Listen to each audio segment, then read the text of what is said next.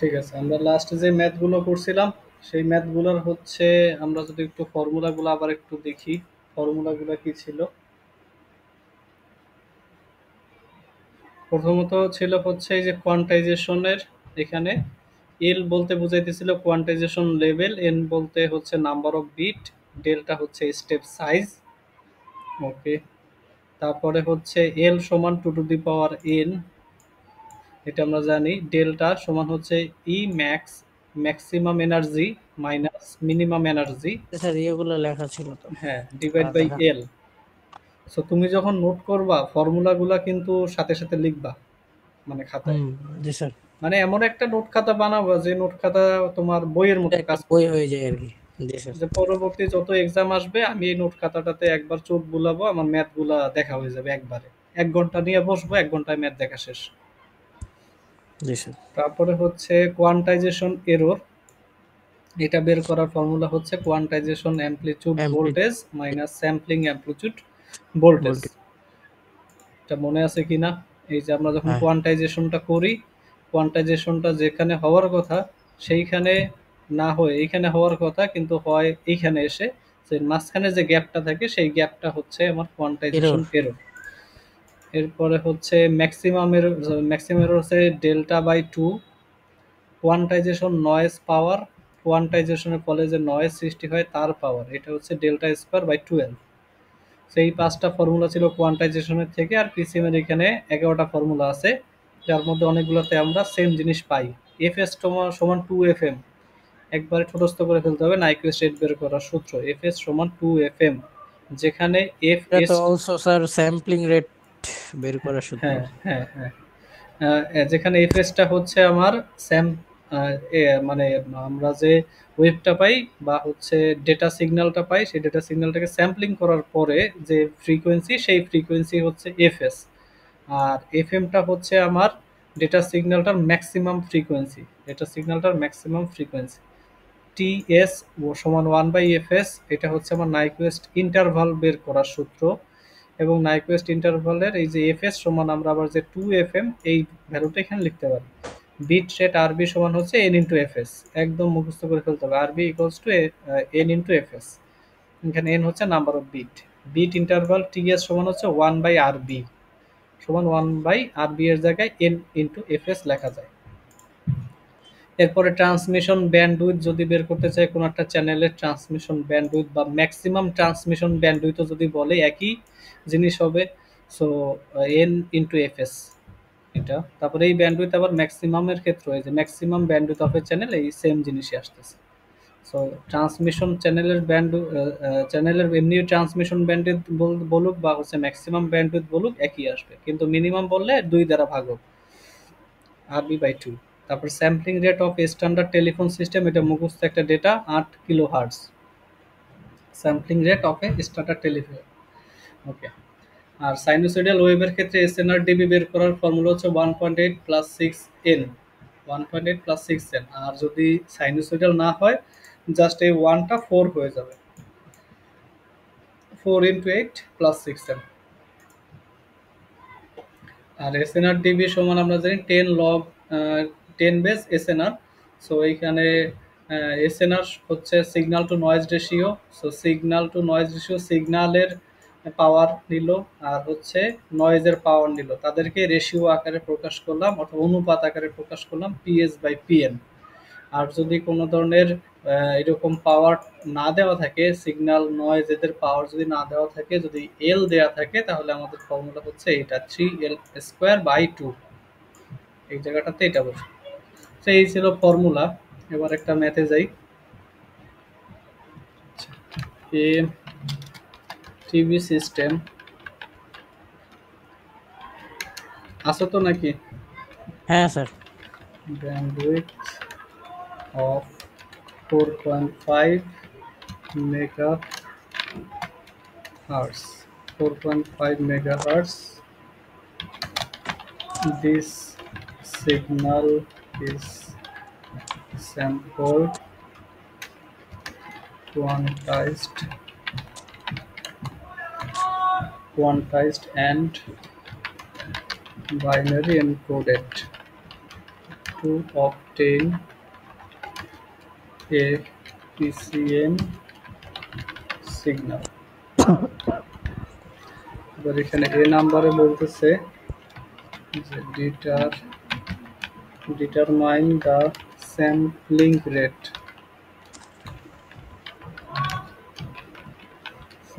rate if the signal is to be sampled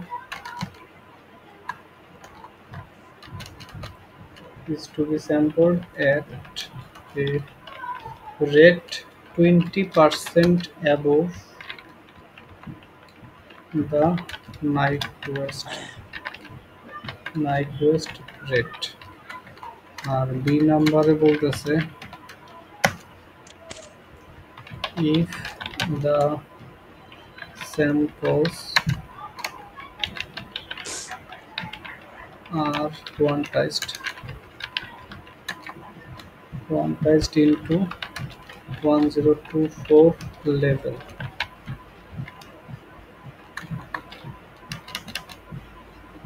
determine the minimum bandwidth required to transmit the signal.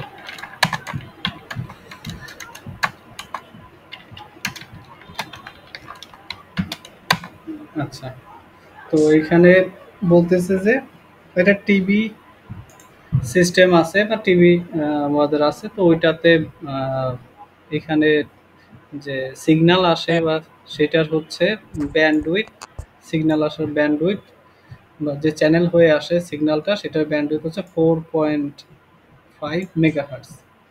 This signal is sampled, quantized and binary encoded to obtain a PCM signal. এ নাম্বারে বলতেছে determine the sampling rate. Sampling rate বের করার formula কি? Sir fs equal to fm, fs equal to fm।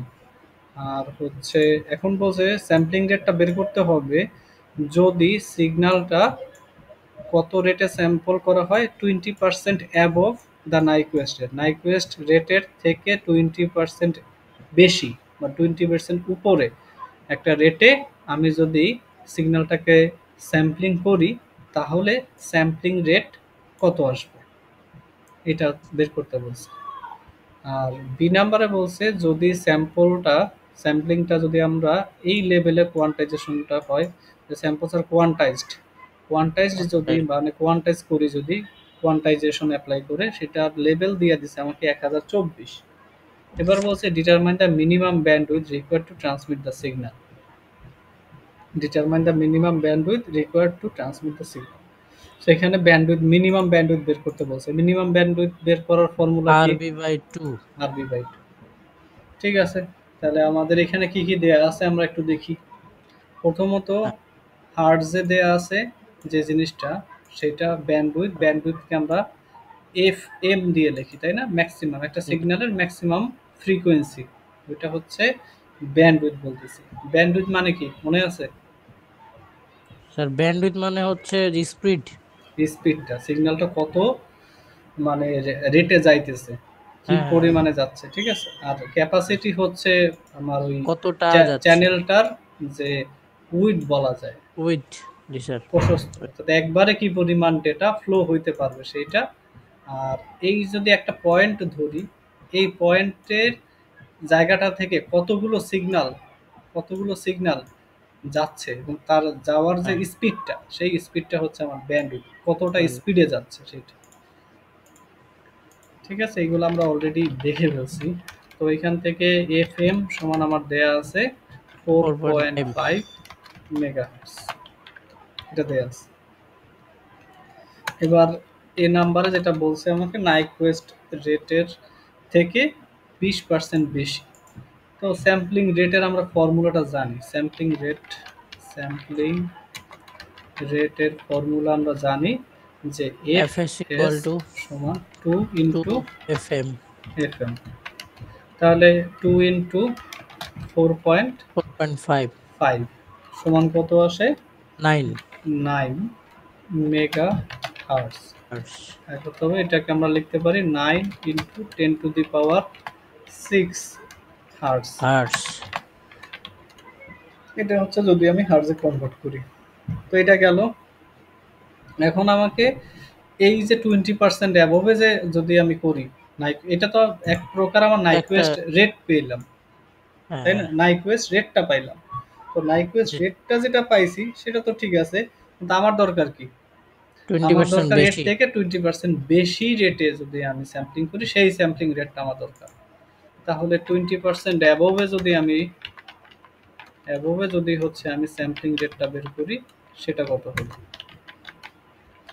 তাহলে আমার নাইকুয়েস্ট rate, এটাকে sampling rate নাম না দিয়ে, যেহেতু ওরা বলছে নাইকুয়েস্ট রেট, আমি নাইকুয়েস্ট রেটই দিই। তো নাইকুয়েস্ট রেট এত আসে। এবার এইটা 20% অ্যাবভে গিয়ে আমার হচ্ছে স্যাম্পলিং রেটটা বের করতে হবে। তো আমরা যে নর্মাল ম্যাথমেটিক্সের ইসে থেকে জানি, এর থেকে যদি কোনো একটা জিনিস আমরা হচ্ছে এরকম যদি কই 10 টাকায় মানে কেনা, স্যার 10 টাকায় 9 লক্ষ এর 20% হবে মেবি, হ্যাঁ। তো 20% অ্যাবভ বলছি, কিন্তু না নয় বেশি। লক্ষের 9 লক্ষের 20% বের তো করতেই হবে, কিন্তু এটা বলছে অ্যাবভ বা এর থেকে বেশি। অর্থাৎ হ্যাঁ ধরো একটা ওই যে গতদিন যেরকম বুঝাইলাম যে আমি যদি একটা প্রোডাক্ট কিনি 10 টাকা দিয়া, তাকে যদি হচ্ছে 20% লাভে বিক্রি করতে চাই, তাহলে বিক্রয় মূল্য কত আসবে? তাহলে কি হবে? 10টা যদি আমি 20% লাভে বিক্রয় করি, তাহলে যে টাকায় কিনছিলাম 10 টাকা, সেটা তো আসবেই। আরো এই সেটার সাথে আরো 20% অ্যাড 10-এর হবে। 20% যেটা আছে সেইটা অ্যাড হয়ে যাবে, তাই না? হুম তো হুম। আমি বলতেছি নাইকুয়েস্ট রেটের থেকে 20% বেশি, তাহলে নাইকুয়েস্ট রেট তো আসবেই, মানে স্যার 9 লাখ প্লাস 9 লাখের 20% হবে আর কি। প্লাস এই নাইকুয়েস্ট রেটের 20%, তাই না? জি স্যার। 20% of Nyquist rate. তো Nyquist rate plus 20% of Nyquist rate. এখন হিসাব করলে যা আসে আর কি, সেটাই হচ্ছে অ্যান্সার। তো আমার এখানে আছে 9 × 10⁶ প্লাস এক টোয়েন্টি লাখ পার্সেন্ট আশি 20% যেহেতু বলছে, আমার হচ্ছে এখানে হবে 20/100 ইন্টু 9 × 10⁶। এটা হিসাব করলে আমার আসে হচ্ছে, আমি একবারে অ্যান্সারটা লিখে দিই, তুমি বের করে নিও ক্যালকুলেটরে। 10,18,000 এরকম। আমি 10,18,000-কে আমি একবারে লিখছি, জি স্যার। এত হার্টস। তো এটা পাইলাম এ নাম্বার। বি নাম্বারে কি বলছে? বি নাম্বারে বলছে হচ্ছে আমার মিনিমাম ব্যান্ডউইথ বের করতে বলছে। মিনিমাম ব্যান্ডউইথের ফর্মুলা আমরা জানি। মিনিমাম ব্যান্ডউইথ ব্যান্ডউইথ সমান, এটা হচ্ছে আর বি, তাই না? আর বি সমান, সরি সরি, মিনিমাম ব্যান্ডউইথের ফর্মুলা হচ্ছে R B by two. Two তো এখন আর বি সমান আমরা কি জানি আবার? N into F S. N into F S. এইটা এইটা N divide by two. N এর মান কত আসবে বলো এবার? if the sample are quantized into এত level determine the minimum এখানে লেভেল দেয়া আছে, আমরা ফর্মুলা জানি কি? আর ফর্মুলা জানি এন কি? কোনটা স্যার? লেভেলের ফর্মুলাটা কি ছিল? এন সমান লগ বেস টু এল। হুম এটা ফর্মুলা ছিল না? এখান থেকে জি আমি স্যার। কি এন এন তো এর লগ মানটা বের করতে 12, পারতাম। এল দেওয়া আছে স্যার হ্যাঁ, এল দেয়া আছে, তাহলে এল এর মান কত? 1000। 1024। তাহলে আমি এখানে 1024 টু টু দি 1024 পাওয়ার কত? বসাই। 1024 আসে কততে? তো এর উপর কত পাওয়ার দিলে 1024 আসে? কত স্যার? টু টু দি পাওয়ার 10। 9 10 নাকি 10? আচ্ছা লগ 2 তাহলে বেস স্যার 2 টু দি পাওয়ার এটা শুধু 10, 10 হবে। তাহলে এন এর আসতেছে মান 10 10। আর এফএস এর মান তো আমার পাইয়ে গেছি। বের। এফএস এর মান হচ্ছে আমার দেয়া আছে কত? স্যার এফএস তো বের করলাম। এই যে এফএস 20% অ্যাবভ ওই আমার যে এফএস দেয়া আছে। ওই যে 18 লক্ষ, হ্যাঁ, এটা সরি কত জানি, হ্যাঁ হ্যাঁ 10.8 হ্যাঁ এটা দেয়া আছে। বাস 10.8। এবার ভ্যালু বসাই দিলে তোমার যা আসবে সেটা। জি স্যার। তাহলে এন এর মান আছে আমার 10 ইন্টু এফএস এর মান আমরা যেটা পাইছি সেটা থেকে 10.8 into 10 to the power 6. Divide by 2। So result আসবে, আমি যদি একবারে ক্যালকুলেশন করি কনভার্সন টনভার্সন সব কিছু করে আমার এখানে অ্যান্সারটা দেওয়া আছে এরকম, Mbps, megabit per second. Bandwidth যেহেতু হ্যাঁ, নাকি স্যার? মিনিমাম ব্যান্ড, ওই ব্যান্ডউইথ বলো বা ক্যাপাসিটি বলো মোটামুটি একই কনসেপ্টে, বাট একটু ডিফারেন্স থাকে। Mbps. দেখো আমরা বিট পার সেকেন্ড দিয়ে আসলে ক্যাপাসিটি বের করি না, বিপিএস। জি স্যার।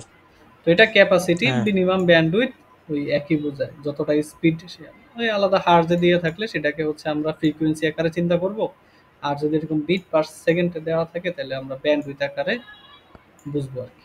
সরি, এই যে ক্যাপাসিটি বা মিনিমাম ব্যান্ডউইথ একই জিনিসই বোঝায়, পার্থক্য ওই হালকা কিছু পার্থক্য আছে এগুলার ওই জি স্যার। মানে এরা ইন্টারচেঞ্জেবলি এটা ইউজ করে, কখনো কখনো ওই ক্যাপাসিটিকে বিপিএস দিয়ে ডিনোট করে আর ব্যান্ডউইথকে হার্জ দিয়ে ডিনোট করে, কোনো জায়গাতে আবার ওই ব্যান্ডউইথকেই বিপিএস দিয়ে ডিনোট করতেছে এরকম, ক্যাপাসিটি কোনো জায়গাতে হার্জ লাগাইতেছে এরকম। আচ্ছা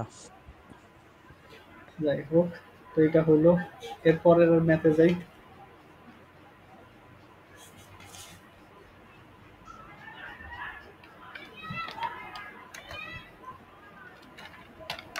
in a binary PCM system, the output signal to quantization noise ratio is 40 decibel. Determine the number of required level। এখানে দেয়া আছে যে একটা পিসিএম সিস্টেমের output signal to quantization noise রেশিওর মান দেয়া আছে, মানে signal to noise ratio SNR এর একটা মান এসএনআর। দেয়া আছে 40 ডেসিবল।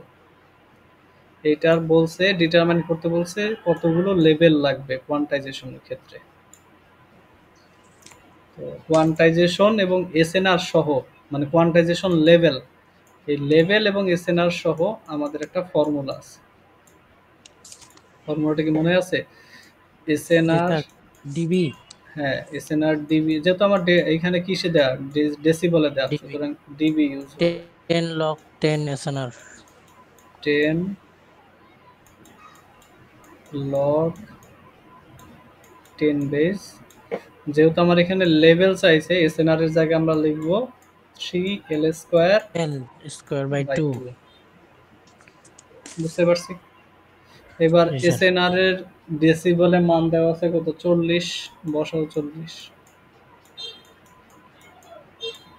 40 সমান 10 লগ 10 3L² বাই 2। এবার এখান থেকে এই 10 দিয়ে 40কে ভাগ করলে 4 হয়, জি স্যার। তো এদিকে আসবে 4 log 10 লগ 10 3L² 2। বাই 2। এরপরে তুমি কি করবা, যেহেতু এখন এই লগ 10টাকে আমার সরাই দিতে হবে, তো সরাই দিয়ে আমরা কিভাবে নিচে একটা উভয় পাশে ভিত্তি নিয়ে আসি, বেজ নিয়ে আসি। বেজটা হচ্ছে আমি 10 নিব, এদিকে 10⁴ লিখব, আর এখানেও 10⁻, এই পুরো log 10 জিনিসটাকে লিখব লগ এল স্কোয়ার 10 3L² বাই 2।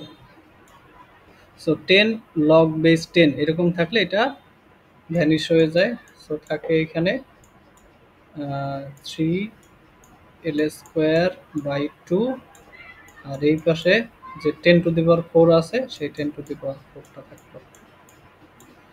এবার এখানে যদি আমি পাঠাই দিই, এল সমান আসলে আসতেছে একবারে যদি দেখি, এটা 3/2 আছে, ওই পাশে হয়ে যাবে 2/3, 10⁴ থাকবে ইন্টু উপরে উপরে যাবে 2, 2, নিচে 3, 3 আর এই যে স্কোয়ারটা ছিল সেটা এখানে স্কোয়ার রুট হয়ে যাবে। রুট। এখানে ক্যালকুলেশন করলে আমার রেজাল্ট আসে হচ্ছে 81.64, 81.64। এখন লেভেল তো একটা নির্দিষ্ট সংখ্যা, নাম্বার অফ লেভেল, তাই না? তো লেভেল এটাই হবে। যেহেতু একটা সংখ্যা, সুতরাং এটা ভগ্নাংশে না রেখে আমরা এটাকে একটা রাউন্ড ফিগার দিয়ে দেবো। সো এটাকে আমরা এটা একটু। একবারে 82 লিখতে পারি। হুম, জি স্যার। ওকে, বুঝতে পারছি। জি স্যার। ঠিক আছে, তারপরে আর হচ্ছে একটা ম্যাথ দেখি।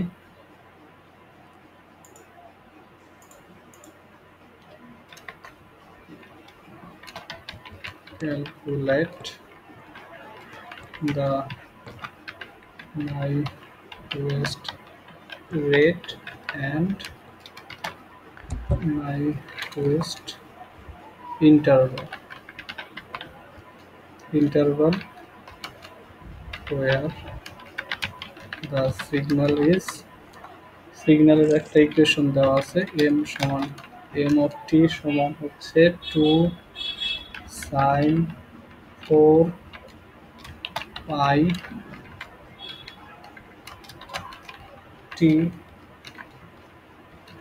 ইন্টু, ইন্টুটাকে আমি ডট দিয়ে দিলাম বুঝতে সুবিধা, কস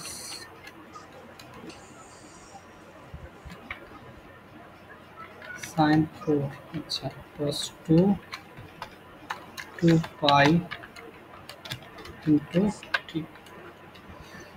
এখানে আমার দেয়া আছে হচ্ছে 2 sin 4 pi t, এটা ডট মানে একটা ইন্টু কস 2 পাই টি, এরকম একটা মেসেজ সিগন্যাল দেয়া আছে। আমার বের করতে হবে নাইকুয়েস্ট রেট আর নাইকুয়েস্ট ইন্টারভাল। নাইকুয়েস্ট রেট সমান আমরা জানি এফএস সমান 2 FM, আর নাইকুয়েস্ট ইন্টারভাল টিএস 1/fs। সমান হচ্ছে 1/fs। এই দুইটা ফর্মুলা আমরা জানি। ওকে, তো ফার্স্টে কি করতে হবে, ফার্স্টে আমার এইখান থেকে আগে এফ এস এর মানটা বা এফ এম এর মানটা নিয়ে আসতে হবে। এফ এম এর মানটা নিয়ে আসতে পারলে আমরা এফ এস এর মানটাও নিয়ে আসতে পারবো। জি কারণ স্যার। এফ এম যদি বের করতে পারি, বা এফ এম ছাড়া হচ্ছে এটা যেহেতু কৌণিক কম্পাঙ্ক, একটা তো হচ্ছে এফ এমটা তো হচ্ছে রৈখিক কম্পাঙ্ক, আর ওমেগা নামে একটা টার্ম আমরা এর আগে ইউজ করছি, সেটা হচ্ছে আমার কি কৌণিক কম্পাঙ্ক। কৌণিক। তো এখান থেকে এই ধরনের সিগন্যাল দেওয়া থাকলে আমরা কৌণিক কম্পাঙ্ক দিয়ে সহজে বের করতে পারি। তো তার আগে এই সিগন্যালটাকে একটু প্রসেসিং করে নেই। আমরা হচ্ছে একটা ফর্মুলা জানি যে হচ্ছে 2 sin A cos B সমান হচ্ছে sin A plus B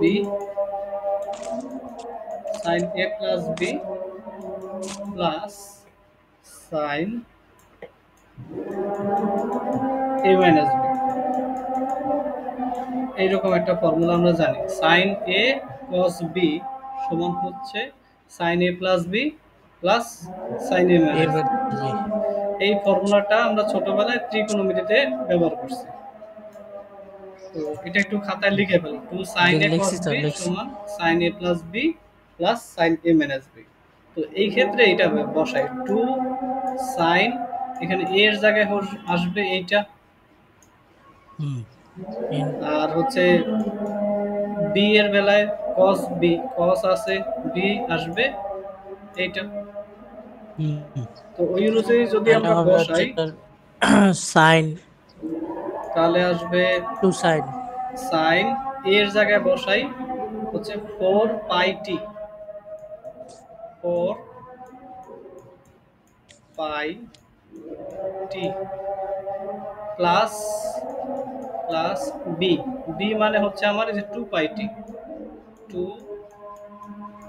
পাই টি, তারপরে প্লাস দিয়ে sine M N S B. তো এখানে যদি লিখি সাইন এর মান হচ্ছে আবার সেই একই ফোর পাই টি, ফোর পাই টি মাইনাস টু টু পাই পাই টি। টি। আচ্ছা, তো এখন এখান থেকে কি আসে, এই যে এম অফ টি সমান আমরা লিখতে পারি সাইন, এদিকে আসবে সাইন ফোর পাই টি আর হচ্ছে সিক্স টু পাই টি সমান হচ্ছে সিক্স পাই টি, সিক্স পাই টি প্লাস এদিকে আসবে টু ফোর পাই পাই টি টি। মাইনাস টু পাই টি, সুতরাং হচ্ছে সাইন টু পাই টি।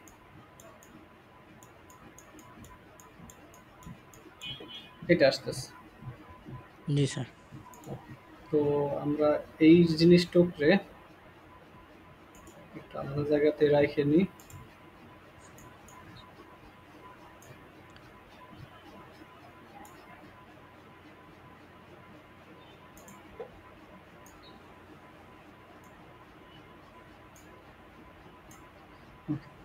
এই আমাদের এটা দেয়া আছে এম অফ, এখন সিগন্যালটা আগে যেটা ছিল টু সাইন ফোর পাই টি ইন্টু কস টু পাই টি, সেটা থেকে এখন হয়ে গেছে এম অফ টি সমান হচ্ছে সাইন সিক্স পাই টি প্লাস সাইন টু পাই টি, এরকম আছে।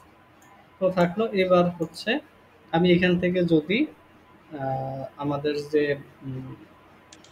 সিগন্যাল যদি এরকম সাইন ওয়েভ দেয়া থাকে, তাহলে এইখানে যে সিক্স পাই আর এইখানে যে টু পাই, এই দুইটা হচ্ছে আমার ওমেগা, এগুলো হচ্ছে ওমেগা। তো এইটাকে লেখা যায় ওমেগা ওয়ান, আর এইটাকে লেখা যায় ওমেগা টু। আমাদের মেনলি ফর্মুলা হয় সাইন ওমেগা টি। সো এই যে সিক্স পাই এই পুরো টুকরো হচ্ছে ওমেগা ধরুন। তাহলে এইখানে লেখা যায় ওমেগা ওয়ান সমান হচ্ছে সিক্স পাই, আর ওমেগা টু, কারণ এখানে দুইটা সাইন ওয়েভের যোগফল হচ্ছে আমার মেসেজ সিগন্যালটা। তো এর জন্য দুইটা কৌণিক কম্পাঙ্ক পাইতেছি, একটা হচ্ছে সিক্স পাই আর এখান থেকে পাচ্ছি হচ্ছে টু টু পাই। পাই, দুইটা পাইলাম।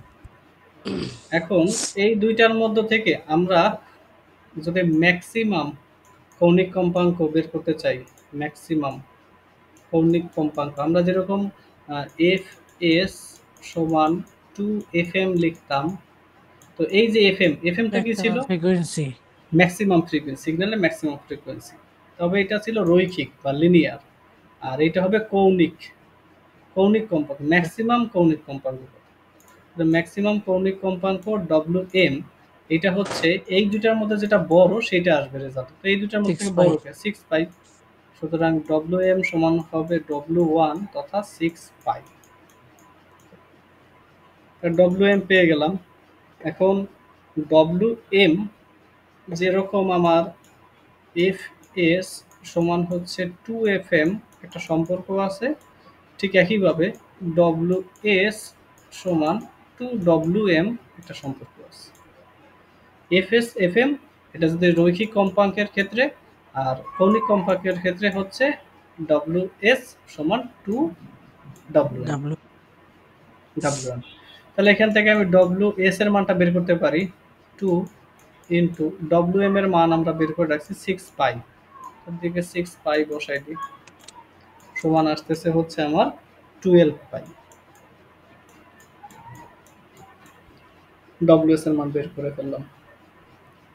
এবার ডব্লিউএস এর মান বের হয়ে গেলে আমরা আরো একটা ফর্মুলা জানি। ফর্মুলাটা হচ্ছে যে W is equal to omega, to W omega M. সমান টু পাই এফ।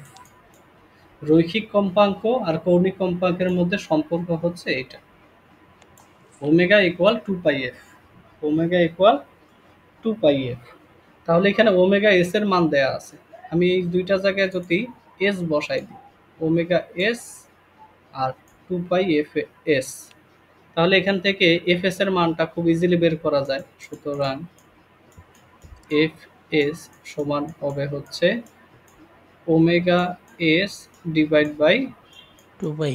2 পাই। তো এরপরে এখানে ওমেগা এস এর মান হচ্ছে আমার 12 পাই, 12 পাই আর নিচে আছে 2 পাই, সমান কত আসতেছে? 6, পাই। 6 হার্টজ। ও আচ্ছা, হার্স। কারণ এই পাই আর পাই তো কাটা যায়, জি স্যার। পাই পাই কাটা যায়। ওকে, হ্যাঁ। এফএস এর মান পেয়ে গেলাম। তাহলে এফএস আমার কি বলছিল, নাইকুয়েস্ট রেট বের করতে, আর নাইকুয়েস্ট রেটই তো হচ্ছে এফএস। জি স্যার। এফএস পেয়ে গেলাম। এবার নাইকুয়েস্ট ইন্টারভাল বের করতে বলছি। ইন্টারভাল কি? টিএস সমান 1 বাই এফএস। এফএস। এফএস এর মান আছে 1/6। তার মানে হচ্ছে 1/6। বুঝতে পারছি। জি স্যার। ওকে, হুম। সো এই ছিল মোটামুটি। এরপরে আমরা হচ্ছে একটা ডায়াগ্রাম। ডায়াগ্রাম দেখি। এই ডায়াগ্রামটা অনেক সময় পরীক্ষায় আসে, প্যাম পম পিপিএম। সোজা কথায় প্যাম পম বলতে আর কি, পালস অ্যামপ্লিচিউড মজুলেটিং, পালস উইথ মজুলেটিং বা মজুলেশন, আর হচ্ছে পালস পজিশন মজুলেটিং বা মজুলেশন। এরকম এই তিনটা জিনিস। তো এই তিনটা জিনিস, ছবিটা কি ক্লিয়ার দেখা যাইতেছে? হ্যাঁ স্যার, দেখা যাচ্ছে। আচ্ছা, তো ইনিশিয়ালি একটা হচ্ছে তোমার পালস ক্যারিয়ার ওয়েভ বা পালস ট্রেন, এটা আমরা একটা তৈরি করে নেই। যে হচ্ছে সবই দেখো, এই যে এক একটা করে সিগন্যাল, পালস ট্রেন, এই একটা স্পাইক, একটা স্পাইক, একটা স্পাইক, এরকম করে কতগুলো পালস ট্রেন আমরা, অথবা পালস ক্যারিয়ার ওয়েভ ফর্ম নিলাম। আর আমার যে মেসেজ সিগন্যাল, সেই মেসেজ সিগন্যালটা হচ্ছে এইটা। এটা হচ্ছে মেসেজ সিগন্যাল, এটা সাইন ওয়েভ, তাই নয়? সাইনোসয়েডাল মডুলেটিং সিগন্যাল, এরকম একটা সিগন্যাল দেয়া আছে। এবার এই সিগন্যালটাকে এই পালস। ক্যারিয়ার ওয়েভের সাথে আমরা হচ্ছে বিভিন্ন ধরনের টেকনিক ফলো করে মজুলেট করব। মজুলেট করলে কিরকম আসে সেটা দেখি। প্রথমে যদি আমরা পিএএম, প্যাম, এটা যদি লাগাই, তাহলে হচ্ছে পালস অ্যামপ্লিটিউড মজুলেশন। এটা যদি করি তাহলে কি হবে? দেখো, এই যে সিগন্যালটা যাচ্ছে, এই সিগন্যালটার সাথে সাথে আমার প্রত্যেকটা জায়গাতে এখানে একটা করে পালস ট্রেন আছে, এখানে একটা পালস আছে, তারপরে এই জায়গাটাতে একটা পালস আছে, এই জায়গাটাতে একটা পালস আছে, এখানে একটা পালস আছে, এখানে একটা পালস আছে। এরকম করে প্রত্যেকটা জায়গাতে আমার একটা করে পালস আছে, যাদের হাইট উইথ পজিশন সবকিছুই হচ্ছে একটা নির্দিষ্ট ইন্টারভ্যালে আছে।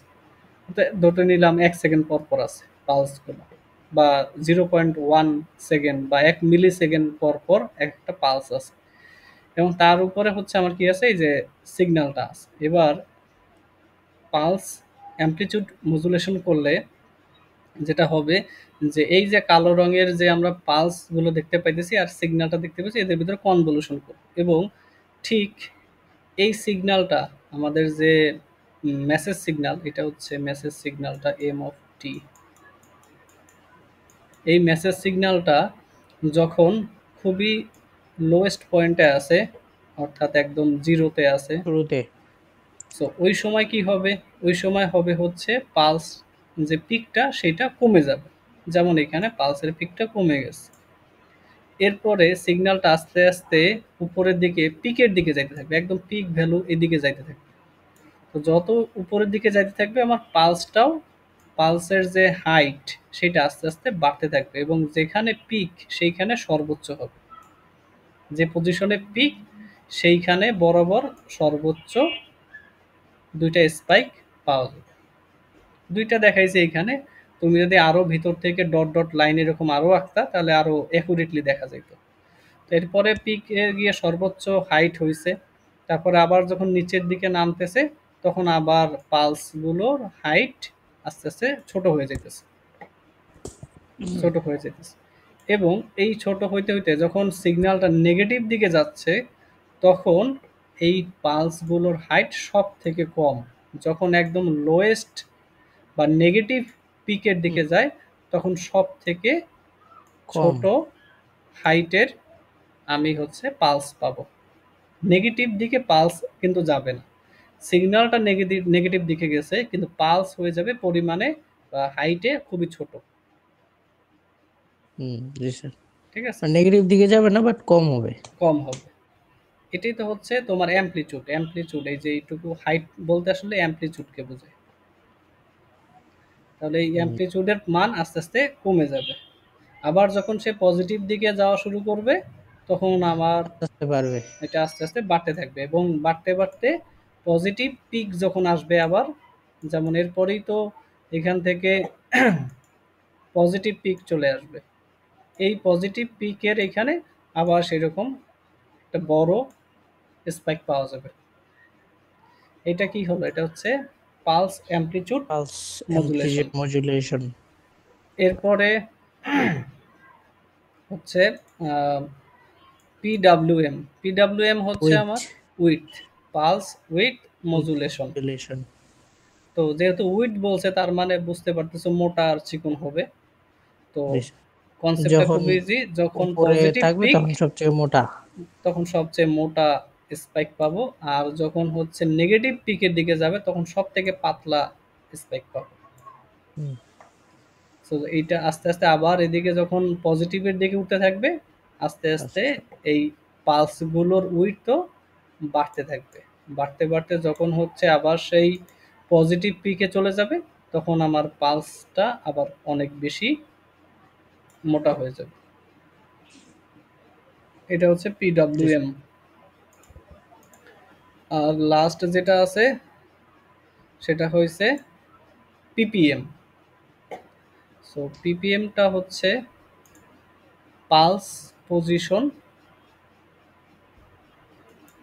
Pulse position. আচ্ছা, একটু ঠিক করে আইকিনি। মডুলেশন।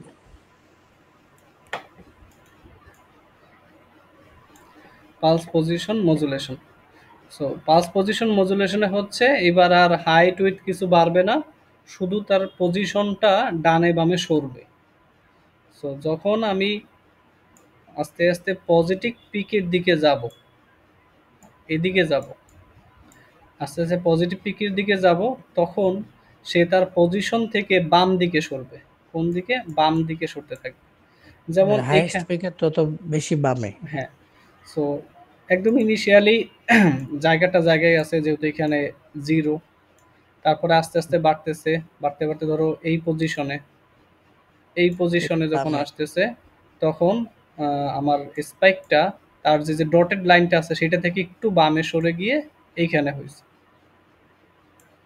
তারপরে আস্তে আস্তে যখন একদম পজিটিভের পিকে চলে গেছে, তখন আমার স্পাইকটা, তার যে ডটেড লাইনটা ছিল তার থেকে অনেক বেশি সরে যায়, অনেক বেশি বাম দিকে সরে যায় স্পাইকটা দিছে।